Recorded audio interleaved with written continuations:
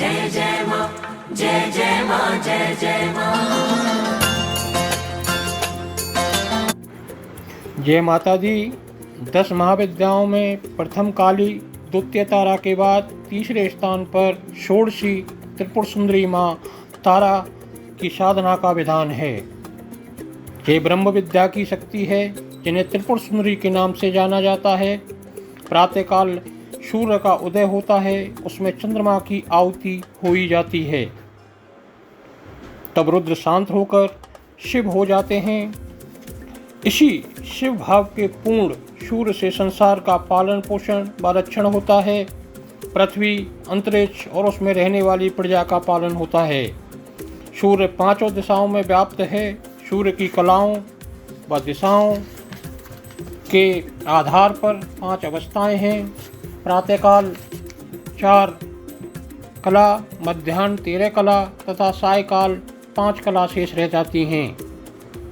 शिव के 10 हाथ हैं, उनमें क्रम से अभय मुद्रा, टंक, शूल, वज्र, पास, खड़ग, अंकुश, नाग और अग्नि 10 आयुध हैं।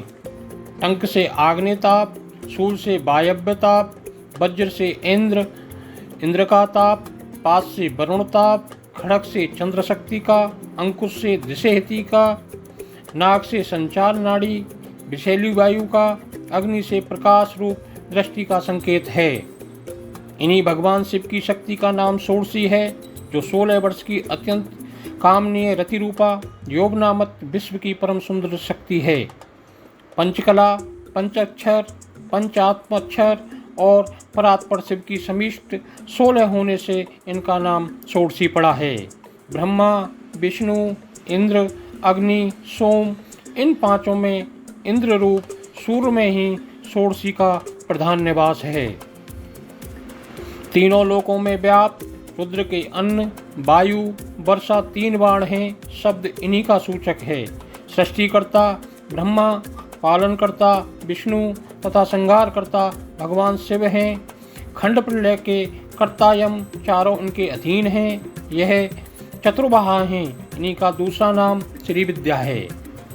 इनकी साधना करने से शिवलोक की प्राप्ति होती है। अनेक जन्मों की उपासना तपस्या के फलस्वरूप सौभाग्य प्राप्त होता है।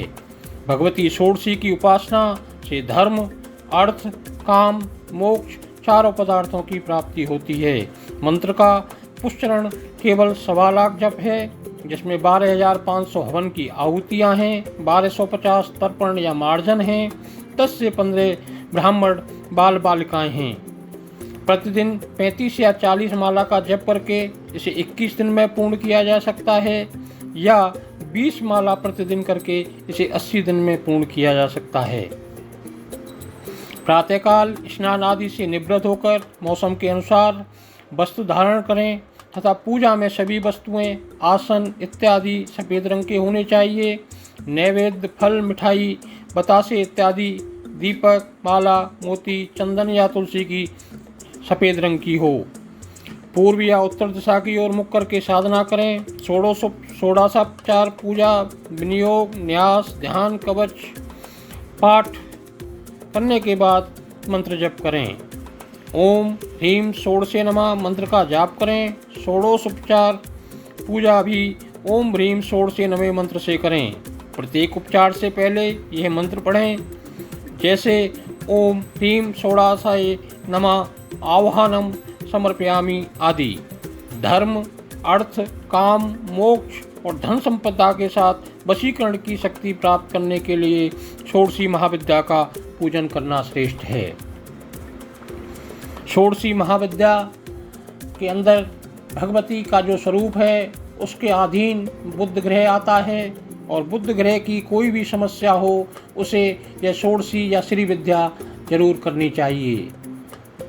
किसी के व्यवसाय में बार बार उतार चढ़ाव आ रहा हो, या व्यवसाय बार बार गिर रहा हो, या किसी व्यक्ति को हकलाने की समस्या हो, ऐसे व्यक्तियों को भी षोडशी विद्या श्री विद्या का साधना करनी चाहिए।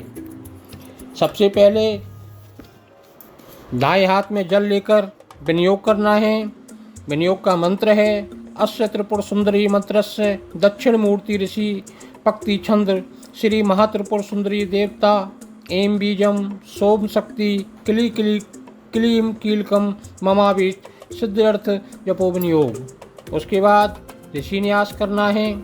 ऋषि न्यास के मंत्र हैं दक्षिण मूर्ति रसे नमे सिर से लगाएं, पंक्ति छद से नमे मुखे मुख से लगाएं, महात्रिपुर सुंदरी देवताए नमे हृदय से लगाएं, एम बीजाए नमो गोहोम गुप्तांगों से लगाएं, सोम शक्तये नमे पादयों पैरों से लगाएं, क्रीम कीलकाय नमे नाभो नाभि से लगाएं, विनियोगाय नमे सर्वांगे पूर्ण शरीर पर लगाएं। करन्यास करने के लिए बाएं हाथ में जल लेकर सीधे हाथ की 5 उंगलियों को सामूहिक रूप से करन्यास करें।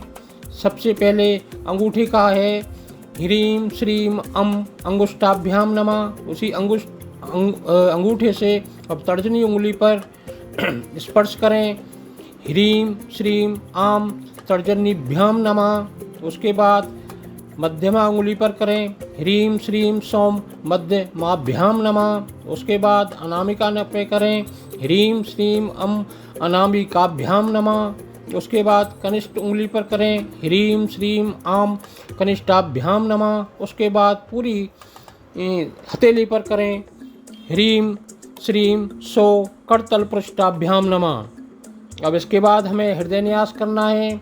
बाएं हाथ में पानी लेकर सीधे हाथ की 5 उंगलियों से शरीर के अंगों पर स्पर्श करना है। सबसे पहले हृदय पे करना है ह्रीम श्रीम अम हृदयाय नमः। उसके बाद सिर पे करना है ह्रीम श्रीम आम शिरसी स्वाहा। उसके बाद शिखा पे करना है ह्रीम श्रीम सो शिखाए वष्ट। उसके बाद ह्रीम श्रीम अम कवचाए हुम। उसके बाद दोनों नेत्रों पे स्पर्श करना है ह्रीम श्रीम आम नेत्रत्राय बोसठ। उसके बाद पूरे सीधे हाथ से चुटकी बजाते हुए दक्षिणावर्ती घुमाते हुए इस मंत्र का जाप करें ह्रीम श्रीम सोम अस्त्राय फट। ये सभी न्यास आदि दोनों हाथ से उन अंगों को छूते हुए मंत्र बोलकर यथाविधि करना चाहिए तथा शुद्ध न्यास करने की विधि किसी योग गुरु से याद कर अच्छी तरह अभ्यास करना चाहिए। इसके बाद हमें भगवती का ध्यान करना है, भगवती का स्मरण करना है।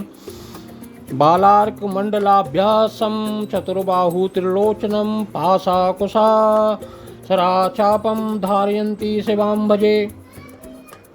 अर्थात प्रातःकालीन सूर्य के समान स्वर्णमयी तेजो धारणी महामोहिनी स्वरूपा जो 3 नेत्रों से युक्त तथा नाना प्रकार की बहुमूल्य मणियों एवं रत्नों से शोभामान हो रही है, जिनकी चारों भुजाओं में धनुष बाण तथा चाप सुशोभित हो रहे हैं। श्री चक्र पर आसीन सौंदर्य की देवी त्रिलोक की आधार जगन माता षोडशी मही महात्रिपुर सुंदरी का मैं ध्यान करता हूँ। इस प्रकार माँ त्रिपुर सुंदरी का ध्यान करने के बाद अब इनकी पूजा करें, धूप दीप बत्ती से इनकी पूजा करें। क्योंकि ये षोडश है तो इसलिए हमने प्लेट के ऊपर जो श्री यंत्र स्थापित किया है उसके चारों तरफ 16 चावल की छोटी छोटी ढेरियाँ बनानी हैं और उस पर एक एक लौंग को स्थापित करना है। उसके बाद जो मुख्य रूप से जो मंत्र कार्य करता है उस मंत्र को हम आपको बता रहे हैं। ओम एम ह्रीम श्रीम का ए हा ला हीम हा सा का हा ला ह्रीम सा का ला ह्रीम महाज्ञानमयी षोडशी माँ सदा असदा बतुहु। इसको आप करेंगे। उसके बाद इसका हवन करना है। हवन में कमलगट्टे की माला, कमलगट्टा, शुद्ध घी और हवन सामग्री के साथ करें। अगर इसके साथ आपको श्वेतार्क की लकड़ी मिल जाती है तो इसे सोने पे सुहागा का काम करती है। इससे आपकी जितनी भी मनोकामना हैं, चाहे वो सांसारिक हैं या आध्यात्मिक हैं, वो सारी पूर्ण होती हैं। जय माता दी।